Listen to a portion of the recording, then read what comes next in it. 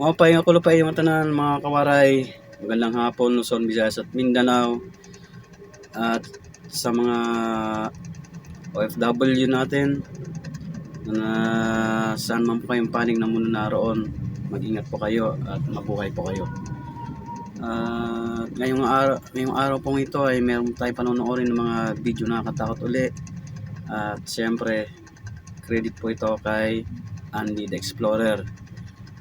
At maraming salamat po sa mga nag-subscribe na sa aking munting channel. At sa mga hindi pa po nag-subscribe, subscribe na po kayo. Antayin ko pa mag-subscribe nyo. At muli, maraming salamat. Doon sa mga viewers na patuloy na nanonood sa aking sa mga video yung ina-upload ko dito sa aking munting channel, maraming salamat po sa inyo. At sana bago po matapos ang inyong pinapanood na video dito sa aking channel, huwag niyo pong kalimutan mag-iwan ng likes. At maraming salamat po sa inyo. Okay. At enjoy po kayo sa panonood ng video. Panoorin na po natin. Ang katakot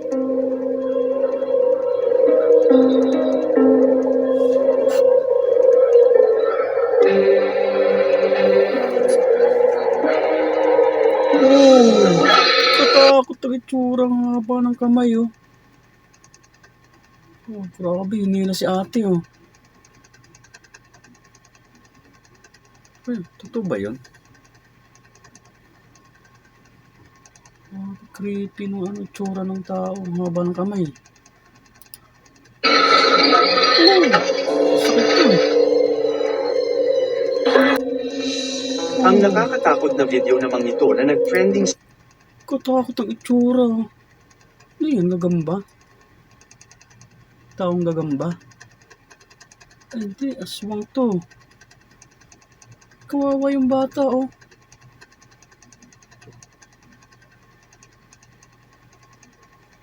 Tutulog. Oh, grabe.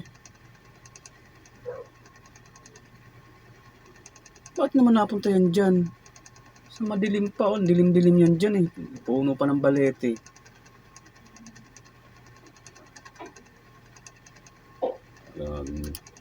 Katakot. internet na kung saan ay makikita ang isang hinihinalang aswang na nambibiktima ng mga inosenteng tao. May nagsasabi din na isa itong mangkukulam.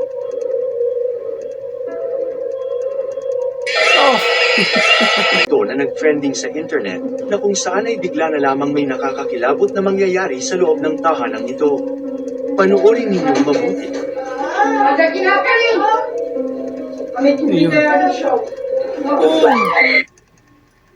Kumala yung upuan. Walang nagtulak niya. Wala ring tali. Oh, creepy ng upuan. Takot yung mag-ina, oh. Kulat sila, eh. Ah, grabe.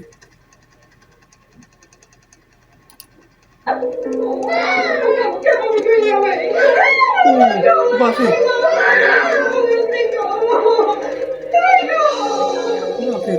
Makikita sa video ang nakakakilabot na paggalaw ng pintuan nito kahit wala namang tao. Maya-maya pa nga ay bigla namang gumalaw ang upuan buhat sa kanilang likuran. Dahil sa matinding takot ng mag-ina na ito ay agad sana silang lalayo buhat sa sala na ito. Subalit laking gulat nila nang bigla namang may humila ng damit ng babae, dahilan upang lalo silang matakot. Kaya pala. Kayo ano ang masasabi ninyo sa pangyayaring ito? Ilagay lamang ang inyong opinion sa comment section sa ibaba.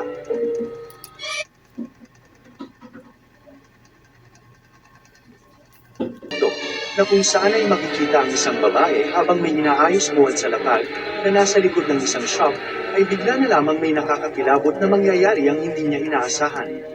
Pagmasdan ninyong mabuti.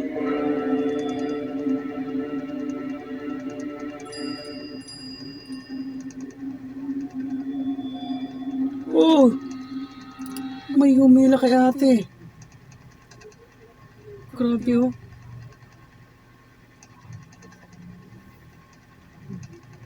Nakatakot naman yun, oh. Walang kaalam lang si ate. Kawawa naman, oh. Ang haba na nga. Layo ng hilot na nagilaan sa kanya, oh. Oh. Oh, takot siya, oh. Takbo, eh. Makikita sa video, ang bigla na lamang may humila ng kanyang isang paa dahilan upang makaladkad ito papalayo sa nasabing lugar. Karibas ang takbo si ate. Takot, eh.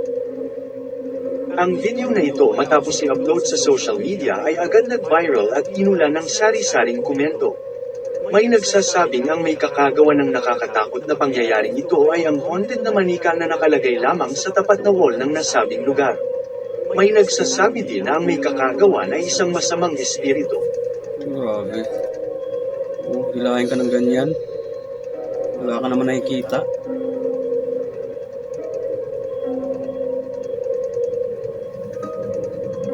Ipinakita din sa social media ng biktima ang Kawawa si tinamuyang ate, sugat mula sa nakakakilabot na pangyayaring ito.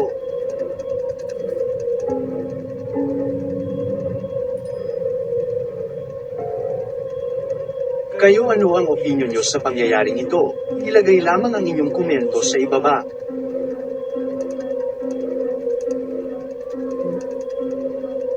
Ang Grabe.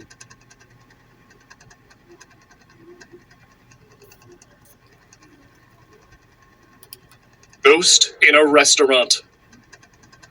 12 years ago, a woman was having lunch at a restaurant in Brampton, Canada. After finishing her meal, she stood up and went to wash her hands. But something bone-chilling was captured on the CCTV camera. First, the chairs moved slightly on their own. Then, a tissue was yanked by something invisible. And finally, a plate fell to the floor by itself. It seemed as if a ghost was doing it. The video ended abruptly, leaving everyone speechless.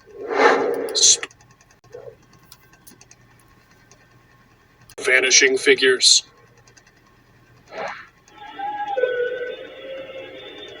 Back in 2023, a strange moment was captured by a CCTV showing a man walking on a street at night. What made this video creepy was that after covering a short distance, he disappeared into thin air. Around the same time in Bangalore, India, a man was driving home when a terrifying figure suddenly appeared on the road and began to run toward his car. It had disheveled hair, glowing eyes, a pale... Creepy ng mukha. Katakot. Hindi ko yan ang makakasalubong mo dyan sa lugar na yan. Dilim-dilim. Lalakad ka. Bigla mong makasalubong yan ako po. Ay, hindi ka na makakilos eh. Mapaya ka pa sa takot sa gulat. Ay, grabe. And sharp black teeth, appearing to be a witch. But mysteriously, when she got close to the car, she vanished into thin air. Both incidents were caught around the same time, in the same city, just a few blocks from one another. Vanishing witch.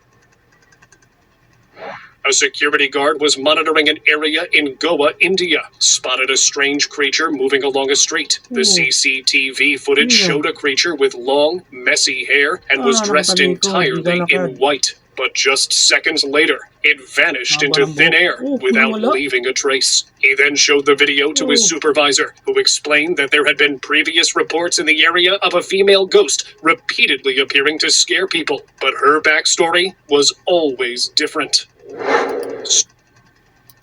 Isang siklista ay kilala dahil sa natatangi nitong hilig na maglakbay gamit ang kanyang bisikleta sa iba't ibang magandang tanawin at kalikasan.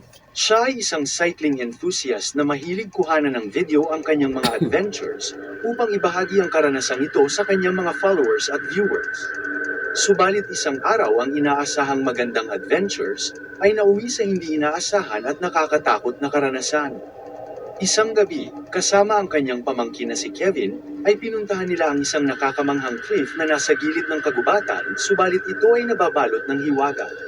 amazing staying with my parents and riding around Martha's Vineyard. And we're going to venture out because today is Kevin's last day here. See cliffs and some paths and some cold water swimming on a very clean beach, cleanest on the East Coast probably, up at Aquina. And we're going to do some bush camping after that, and then in the morning we're going to do some rock diving at another beach. So anyway, yeah, it's gonna be a cold ass night. I'm already kind of cold right now.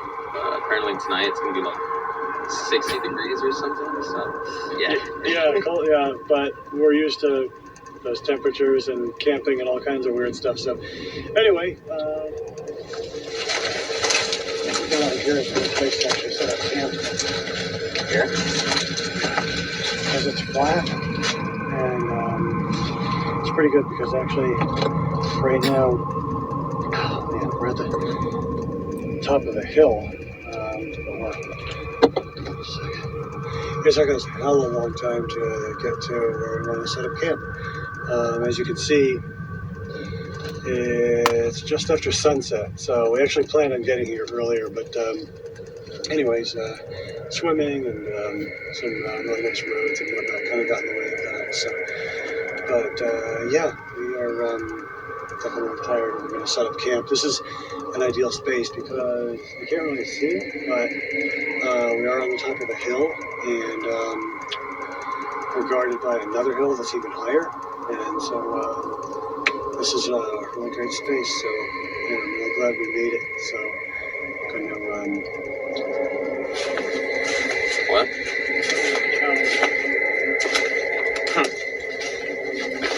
This doesn't work out for you? Okay. If I can.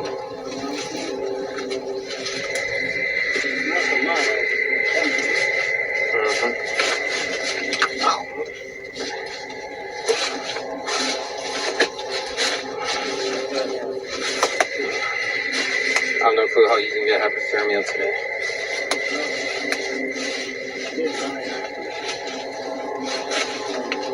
Shit, wait, hold on. Alright, let's go.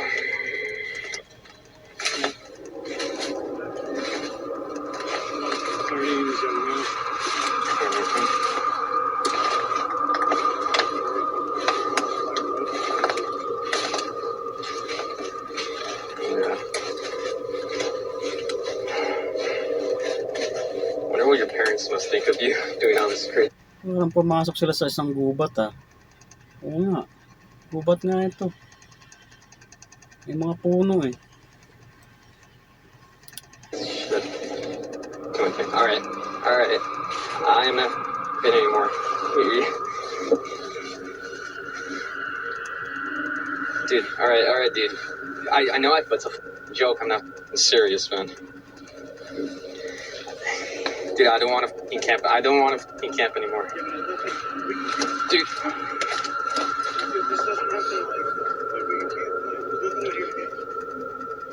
Yeah, then what the fuck was that noise, huh? Dude, you need to calm your fucking tits. I know this is my last fucking night. Dude. Yeah, enjoy the fucking night with... Dude, Lucas. Alright, yo, chill. You're joking, right? You're joking.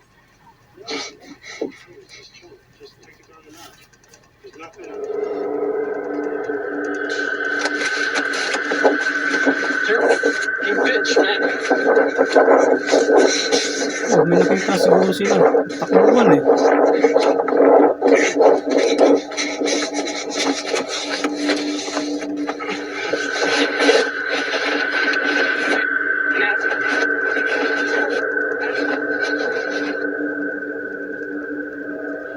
Isang nakakatakot na ritual setup at mga kagamitan na may mga simbolo ang nakita ng dalawa mula sa lupa sa loob ng kakahuyang ito. Agad naman natakot at nagpanik si Kevin, samantalang kalmado lang si Lucas sa pangyayari. Makalipas lamang ang ilang sandali bago ito nakita ng dalawa, ay nakarinig naman sila ng mga footsteps na tila ba natatapakan ito ang mga putol na sanga sa kanilang paligid. Kaya naman agad silang tumakbo ng matulin papalabas ng kakahuyan at umuwi na lamang ng kanilang bahay.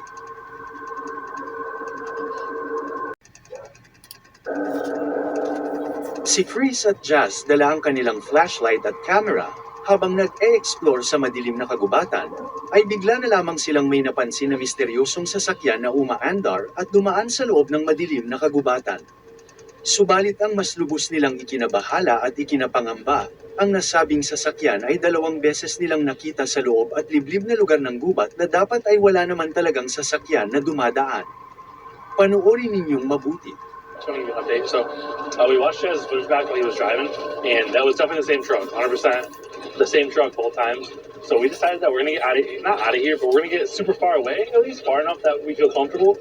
Because it's just strange that that would come around twice like that. I don't really know. Again, we talk about it all the time. You guys probably get sick of hearing about it, but intention is everything, and you don't know people's intentions when they're just driving around to pick up trucks.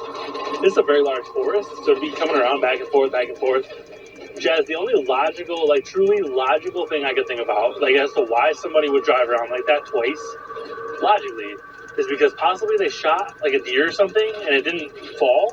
They're trying to track it, like hoping it would just come out and be like dead in the road or something. I don't know, which seems pretty far-fetched, and it is pretty far-fetched, but that's the only logical reason I can think of. Sa kanilang pagpapatuloy na pag-iimbestiga sa lugar, ay sinubukan nilang gumamit ng spirit box. Ang spirit box ay may binanggit na pangalan na Catherine. Hello, is there anybody here that wants to communicate? My name's Yasko. Catherine is lost.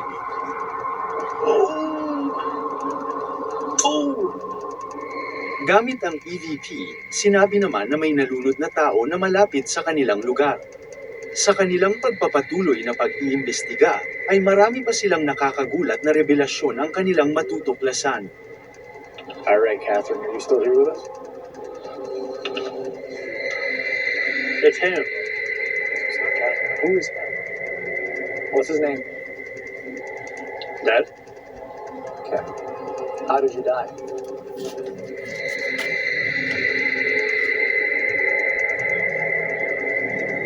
Water. Did you drown in this forest? In the body of In a pool. In a pool? Help me. It was very sad, like, help me. Were you killed, or was it an accident?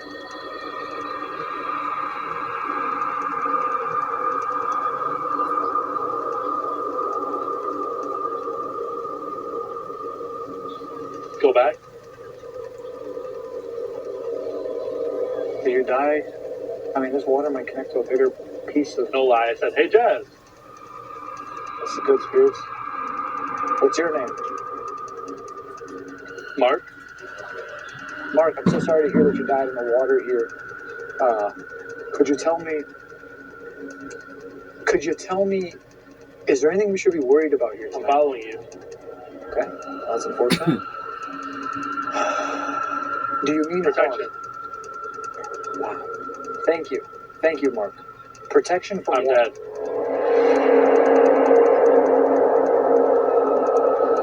Okay.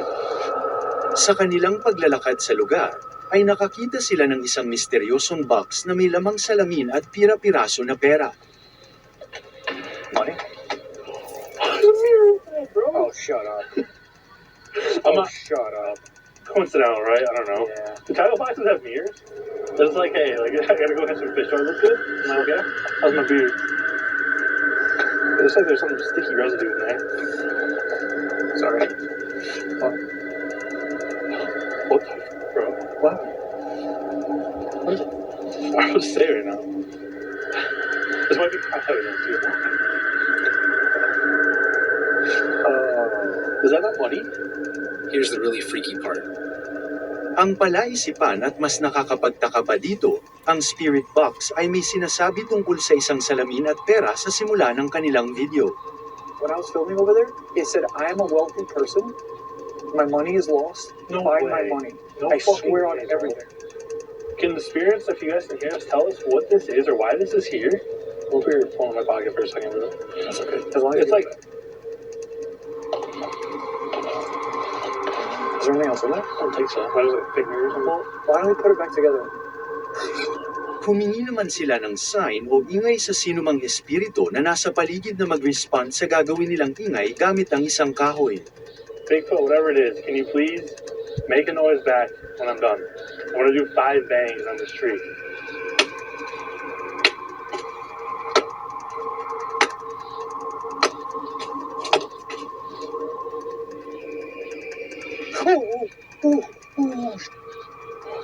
was that, bro? Someone is out. Nagulat naman si Jazz matapos makaramdam ito ng kakaibang temperatura na tumama sa kanyang katawan. Bro, I don't know about you. It's freezing right now. It's so cold right here. But I swear for like a second, it felt like something really warm just like went by me, like a warm air pocket. I don't know how to explain it. Who was that? Yung mga stuff we got there in college. The theme, all that stuff. Yeah. I used to wonder. Ang pinaka nakakakilabot na kanilang mararanasan ay magaganap matapos nitong makipag-communicate muli sa espiritu sa lugar. Bigla silang nakarinig ng ungol o boses na nagmumula sa dilim sa kanilang paligid. You guys enjoy us being out here. Because you guys sound really angry. There's a woman screaming in my ears. That was me. Oh my. I'm coming. It's us. Creepy naman. Beware. Want us to leave? Lugar, oh. Are you threatening us? You're going. Open up. Open up. Tapang nila kuya. Nasa loob sila ng Can gubat. you use the water, use our cameras, use any of our equipment for energy to communicate with us, show yourself, anything you can do. Please. Nakatanggap sila ng response mula sa spirit box at nagsasabi na nasa likod lamang nila ang espiritu. Dito ay naisipan na lamang nilang umalis na sa lugar. Listen, you. Can't breathe. Oh, what was that? I'm right behind you. Something right behind you. Trust me, I'm looking for you. Now. I don't see you. Come down the hill. Quit being scared. Just come down here, please. Good night. Good night. Dad. Good night, Dad.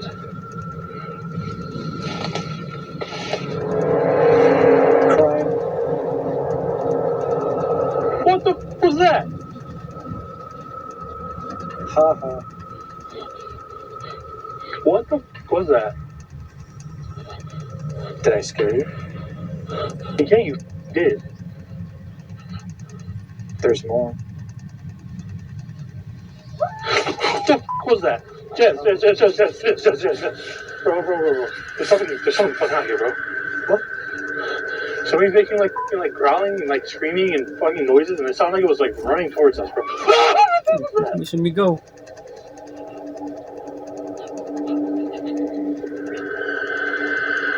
That's laughing. Slowly, let's get back to that.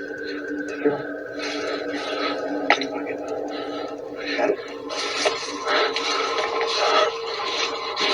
Alis na Mga kayo dyan kuya. misteryosong Delikado boses na yun. ang kanilang naririnig mula sa kanilang paligid. Indikasyon na hindi lamang sila ang naroroon sa gubat na ito. Kaya naman tumakbo na lamang sila papalabas ng gubat dahil sa paniniwalang may kakaibang nilalang na maaaring nagmamasid lamang sa kanila na nagtatago mula sa dilim. Ay, sige pa. Umalis na lang kayo dyan. Delikado na yun dyan. Who's that? What is that? Shit, bro. Let's get back to the van.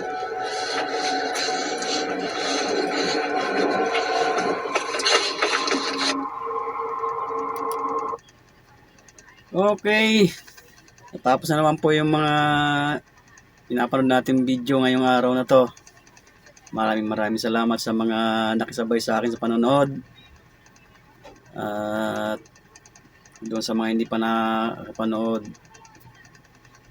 panoorin nyo po. At sana ay mag-enjoy kayo sa habang pinapanood nyo. Shoutout po sa lahat ng mga viewers na ngayong araw na to. At maraming salamat sa inyo.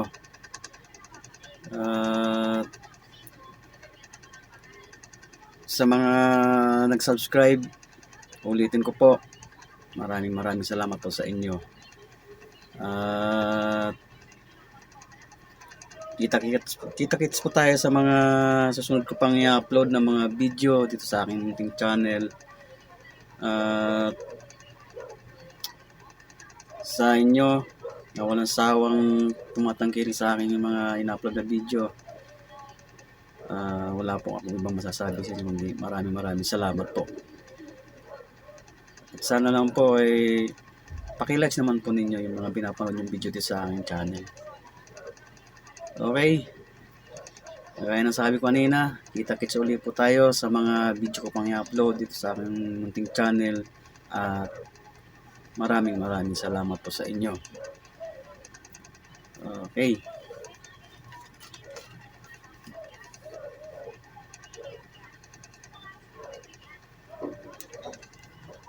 Shoutout nga po pala sa inyong lahat.